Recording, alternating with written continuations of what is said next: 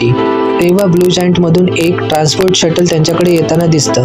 रेकॉर्डनुसार त्यात कायलाचा नवरा काल बसलेला आहे, ज्याच्याशी कायलाने आधीच डायव्होर्स घेतला होता त्याच्या नशेडीपणाच्या सवयीला वैतागून.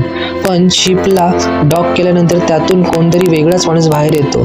त्याचं मेडिकल चेकअप केल्यानंतर शॉकिंग सत्य बाहेर येतं. त्याचं शरीर रहस्यमयरित्या स्ट्रॉंग होत चाललेलं आहे आणि त्याच्यात स्वतःहून स्वतःचे घाव भरण्याची शक्ती आलेली आहे. आणि त्याच्या शटलमधून त्यांना अजून एक अद्भुत चमकती एनर्जी क्यूब मिळते. त्यांच्या संमोहन शक्तीत यर्जी खेचला जाऊ लागतो. त्याच्या स्पर्शाने यर्जीच्या शरीरात वेगळीच ऊर्जा वाहू लागते आणि तो बेशुद्ध माणूसही शुद्धीत आल्यानंतर स्वतःला कायलाचा मुलगा ट्रॉय आहे असं सांगतो.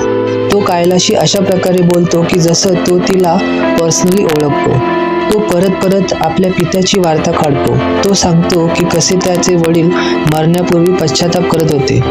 त्याची विचारपूस करतात तेव्हा तो सांगतो की तो एक ट्रेजर हंटर आहे.